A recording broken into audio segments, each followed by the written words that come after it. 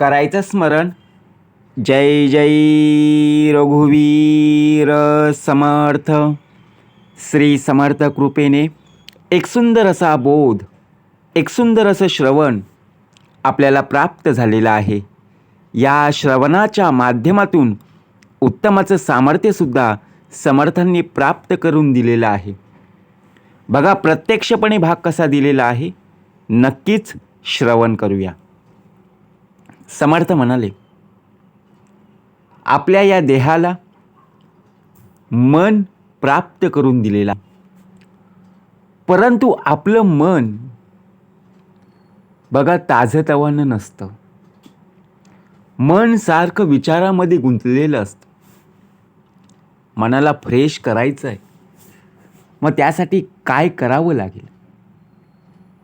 जसं आपण एखादी भाजी बघा प्रत्यक्षात खराब न होण्यासाठी फ्रीजमध्ये ठेवत असतो, तसंच आपलं मनसुद्धा उत्तम प्रकारे राहण्यासाठी ज्या प्रकारे आपण मनाला बघा मार्ग मोकळा करून देत असतो, त्याप्रमाणे मन हा धावत असतो. समुद्रामध्ये झालेला पाऊस हा व्यर्थ असतो ना.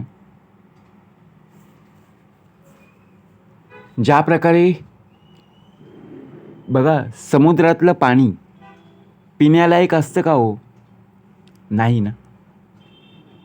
मग तसंच आहे, समुद्रामध्ये ज्या वेळेला पाऊस पडतो त्यावेळेला ते पाणी संपूर्णपणे व्यर्थ होत असतं. त्याचप्रमाणे समर्थांनी दुसरा भाग दिलेला आहे. भूक नसलेल्या माणसाला जेवण देणं हे सुद्धा व्यर्थ आहे.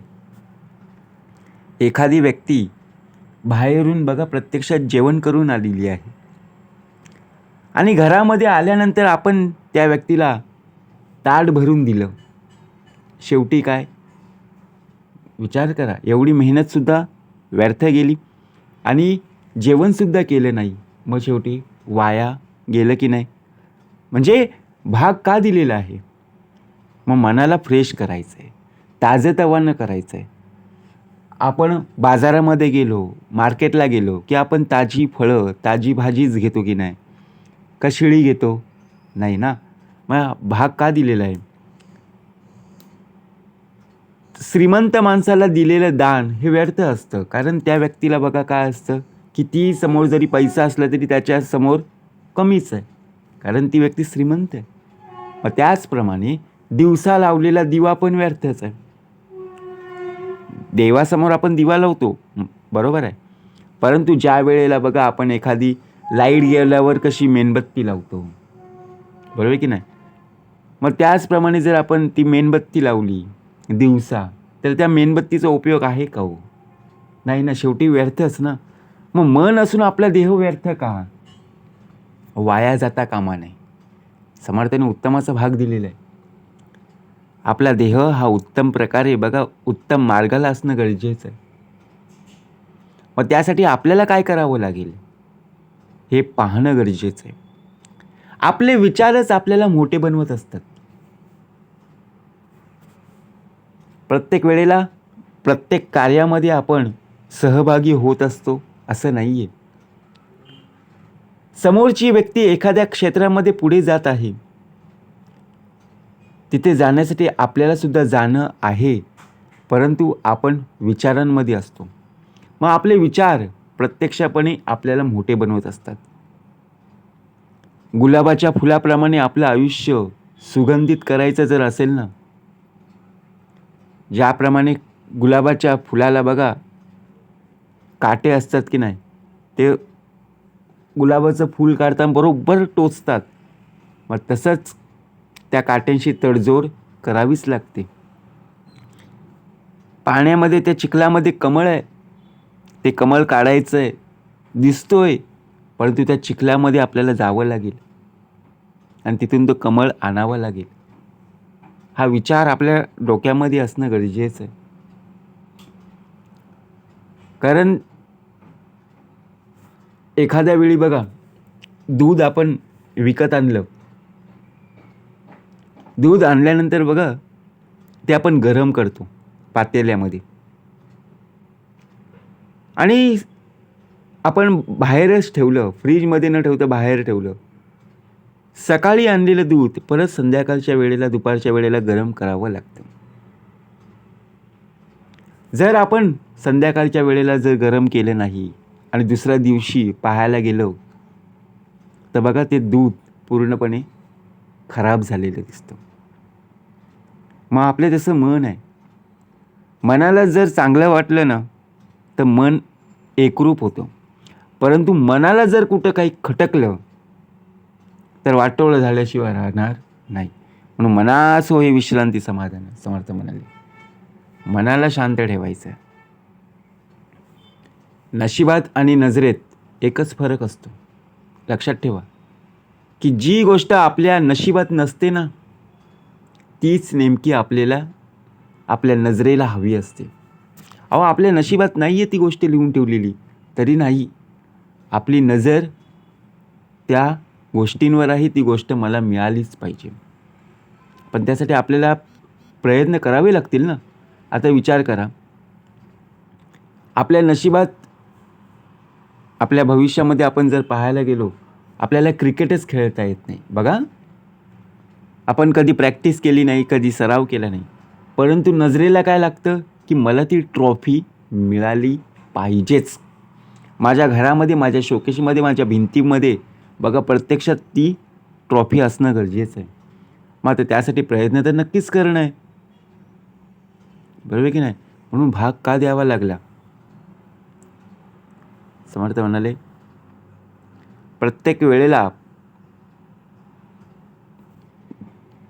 जी गोष्ट आपल्याला करायची आहे ती जाणीवपूर्वक करणं गरजेचं आहे. जीवनात कितीही वाईट प्रसंग येऊ द्या, परंतु आपलं जे वागणं आहे ना, ज्याप्रमाणे आपण वागत असतो, वाईट रीतीने वागत असतो, चांगल्या रीतीने वागत असतो, वाईट वागणं सोडून द्या. समर्थ म्हणाले का? कारण का या शब्दामध्ये संपूर्णपणे आपलं आयुष्य लपलेलं आहे. जर आपण वाईट रीतीने सर्वांशी वागत बसलो, तर लोकसुद्धा आपल्या सोबत वाईटच बोलतील, वाईटच सर्व. बघा, प्रत्यक्षात त्यांचे विचारसुद्धा वाईटच राहतील. थोडा उशीर लागेल, पण सर्वांशी चांगल्या रीतीने बोलणं गरजेचं आहे. पण विजय हा नेहमी सत्याचाच होत असतो की नाही. उशीर लागतो बघा, पण सत्याचाच नेहमी विजय होत असतो. ज्या लोकांनी तुम्हाला निराश केलंय, त्यांसाठी त्यांना दोष देऊ नका. आपण विचार करतो, अरे त्या लोकांनी मला फसवलंय, त्यांनी मला उंचीपर्यंत नेण्याचं कार्य केलं, मला काय काय सांगितल्या गोष्टी, परंतु त्यातल्या एकही गोष्ट मला प्राप्त करून दिली नाही. ज्या माझ्या अपेक्षा होत्या त्या अपेक्षा पूर्णपणे काय झाल्या बघा. म्हणजे काय झालं, लोकांना दोष देणं आता बंद केलंच पाहिजे. कारण आपला देह हा लोकांवरती अवलंबून आहे. का? म्हणून आपल्याला जेवढं कार्य करता येतं तेवढं आपण केलं पाहिजे. स्वतःला दोष द्या की आपण कुठे कमी पडलेलो आहोत, कारण तुम्ही त्यांच्याकडून जास्त अपेक्षा ठेवलेल्या आहेत. त्या लोकांनी तुमच्याकडून ठेवल्या नाही आहेत. आपली एक चुकी असते की आपण त्यांच्याकडून जास्त अपेक्षा ठेवत असतो. मग विचार करा. विचार असे असणं गरजेचं आहे की त्याप्रमाणे आपलं मन चंचल होणार नाही. एका चुकीच्या शब्दांकडे लक्ष देण्याऐवजी केलेल्या 1000 चांगल्या गोष्टींकडे लक्ष द्या. आपली सवय तीच आहे. आपण कधी बदलणार हो? हा भाग या देहाचा चाललेला आहे. लोकांनी एवढं सर्व चांगलं कार्य केलं ना, त्यांची वाहवा करणार नाही, परंतु जिथे मनुष्य देह चुकलेला आहे ना, त्याच गोष्टी बघा प्रत्यक्षपणे उकरत असतो आणि लोकांपर्यंत सांगत बसतो. मग विचार करा, अहो त्यांनी एवढं चांगलं कार्य केलंय ना, त्याबद्दल काही बघा चांगले रिस्पॉन्स नाही, प्रतिसाद नाही, चांगले शब्द नाही, परंतु त्याच्या हातून एक वाईट गोष्ट घडली की संपूर्णपणे वातावरणच बघा प्रत्यक्षपणे त्याने खराब करून टाकलेलं आहे.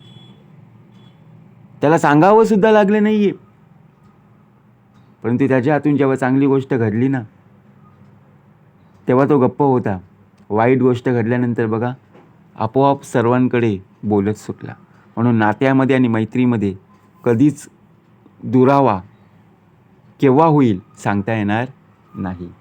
म्हणून लक्षात ठेवा, आपण सुद्धा सावध असणं गरजेचं का आहे. सुरुवात करण्यासाठी इच्छा हवी असते, मुहूर्त नाही हो. सुरुवात आपल्यापासूनच करायची, इच्छा असणं गरजेचं आहे. आपण मुहूर्त शोधतो, लोक करतील तेव्हा नंतर आपण करू, नाही हो. सुरुवात ही आपल्यापासून झाली पाहिजे. बदल हा आपल्यामध्ये निश्चित असणं गरजेचं आहे. लोकांकडे पाहण्यापेक्षा आपल्यामध्ये जेवढा बदल होईल तेवढं चांगलं आहे ना. श्रद्धेत देव नसतो, तर देवावर श्रद्धा लागते. वाईट माणसं भेटली तर बघा प्रत्यक्षात तुमचं वाईट करणार नाहीये. वाईट केलं तर होणार नाही, कारण बघा प्रत्यक्षात आपण काय विचार करतो, वाईट माणसं भेटली म्हणून मी वाईटाला जाईल का, नाही आहे. त्यांचं जरी वाईट ऐकलं परंतु तुझ्यात चांगले गुण असतील तरी बघा प्रत्यक्षपणे ऐकलेले शब्द या कारणातून ऐकशील, त्या कारणातून सोडून देशील, परंतु चांगल्या संगतीमध्येच राहशील ना. आपल्याला डोळ्यांनी बघा वाईटसुद्धा दिसतं, चांगलंसुद्धा दिसतं, मग आपण वाईटच विचार करत बसतो का, नाही आहे. चांगल्याचा सुद्धा विचार करत असतो. एखादी व्यक्ती आजारी पडली, सारखा आजारपणाचेच त्याचे डोक्यात विचार येतात का, नाही आहे. कशा प्रकारे चांगल्या रीतीने आपण सुधारू शकतो, कशा रीतीने बघा आपली तब्येत सुधारेल, असाच विचार करतो की नाही. म्हणून विचार करा, चांगले विचार, चांगले संगत असणं का गरजेचं आहे. त्याचप्रमाणे चांगली माणसंसुद्धा आपल्यासोबत असणं खूप गरजेचं आहे. आयुष्यात काही नसलं तरी चालेल, परंतु आपल्या आयुष्यामध्ये आपल्या आईवडिलांचा हात, आपल्या आईवडिलांचे आशीर्वाद प्रत्यक्षात आपल्या डोक्यावर असणं गरजेचं. कारण का भाग द्यावा लागला. आयुष्यात सर्व काही कमावलं हो, सर्व म्हणजे सर्व, परंतु आपण बघा ज्याप्रमाणे आपण स्वतःलाच विसरलो, आपण आपल्या आईवडिलांना विसरलो, मग शेवटी काय कमावलंस, असं होता कामा नये. का पुन्हा पुन्हा भाग द्यावा लागला. कारण समर्थांनी सुद्धा श्रीमनाचे श्लोक प्राप्त करून दिलेले आहेत. कोणासाठी, देहासाठी का हो, नाही, प्रत्यक्ष मनासाठीच. म्हणून कोणी उपाशी राहतं तर कोणी तुपाशी राहत असतो, बरोबर की नाही. या आयुष्यामध्ये जो लढत राहिला तो जिंकला आणि जो हरला तो संपला. विचार करा, आपल्याला आता कसं जगायचं आहे. हार मानायची नाही आहे. ती व्यक्ती पुढे जात आहे ना, जाऊ दे, परंतु आपण आपल्या मनाला त्रास न होता आपल्याला पुढे कसं जाता येईल, जर या दृष्टीने, या सकारात्मक दृष्टीने जर पाहिलं ना, तर मनाला समाधान होईल, मनाला आनंद होईल. परंतु दुसऱ्यांच्या अंतरी लागेल धक्का, ऐसी वर्तणूक अजिबात करू नका. जय जय रघुवीर समर्थ.